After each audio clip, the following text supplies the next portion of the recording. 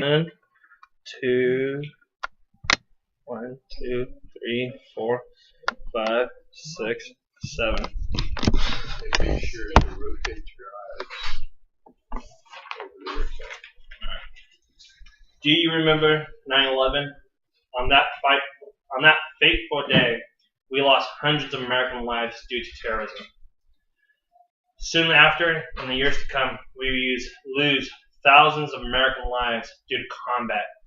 Those men and women put their lives in danger for every single one of us to make sure we are safe. The very least that we could do is provide the funding for them to come back home safely to us. After 9/11, the United States had raised the military funding to make sure the military was strong and ready for the attack in the war in Iraq and Afghanistan. Since the decrease in military personnel in Afghanistan, that funding has drastically decreased. The problem is, this battle might be over, but the war might soon come.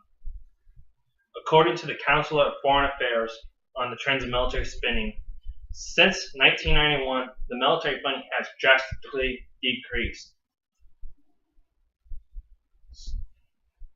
The problem with this is we do no longer have the budget for U.S. overseas contingency programs. This will leave us wide open for any attacks on the United States soil. Some of these threats include China, which their main problem is they hold so much of our debt and a lot of our investments. They are also continuously increasing the military strength and presence. Russia is another threat, which their main threat is due to the increase in Air Force strength, which now they are leading to become the #1 Air Force strength in the world. Some of these other threats include Iran, North Korea, which their main problem is not due to the military strength or presence, but due to the ability for nuclear weapons. They also have a problem with, if they go to war with South Korea, that can affect the global marketplace, which would drastically hurt our income.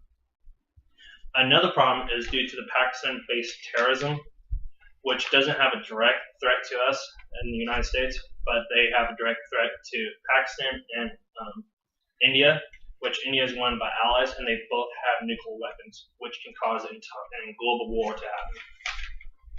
Our main threat in the United States, though, is due to ISIS. According to threatknowledge.org, we will be seeing an attack from ISIS probably by 2016. Since then, since ISIS came out, we have seen 81 individuals in the U.S. alone that have announced that they belong to ISIS. This is 3 times the amount than Al-Qaeda. Also, due to the decrease in military funding, the Army has dropped from a marginal status of power to a weak status of power. If you think about this, how is this possible? The United States has one of the strongest military in the world. But even considering, since the Cold War, we have dropped so substantially, we are now a weak Army. This is due to personnel capacity and capabilities. According to History in Pieces, in 2001, we had a total of 1,385,116 personnel, with the peak of being 1,425,000 personnel. We are now decreased the whole way to 1,354,000, and is even estimated to drop even farther. During the Cold War, we had a force of 3,547,000 soldiers. This was not used as an actual force since we didn't deploy them really anywhere in the war. This is mostly used as a deterrent towards other nations from coming to the U.S. and getting involved with us. We used it more as a fear factor. Well, we should be able to use them nowadays as a fear factor to deter terrorists to come over to the United States and be like, we have this big army, don't come over here, we're going to stop you. The more we decrease our funding and the amount of military personnel, the more we are likely to see ourselves open to attack. From CNN, Ready in Blood, Threat of Bombs, and leaking to the Dallas investigation. This year, we have seen an attack on Paris. We have seen the most civilian casualties since World War II. We have had several shootings in the United States, such as Orlando and California. We have also seen police being shot in Dallas.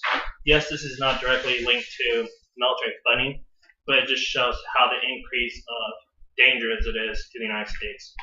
By increasing military presence and funding, it will also deter any of these actual events from taking place. We might need to increase military strength to deter all these problems that we've been having in the United States in the war. We are the main global influence in the war, and we push to cause world peace and allow a better understanding to all people. To solve this problem, I announced that we should increase the defense of our country by increasing the funding to at least where we stand at 9/11, if not the whole way to where we were at during the Cold War. This will help deter any enemy attacks that might take place. Also another problem that we need to fix is the ability of our soldiers. Yes, we have decreased the amount of soldiers, but we have also decreased the training. The training is a very big thing that we need to assert and make sure we increase as well, because we're only as strong as our weakest soldier. So to increase the ability of our soldiers to actually fight back that enemy, we need to fix that now and make sure we have the best soldiers around and the best equipment, the best technology. Let's keep America safe. Thank you, guys. Good.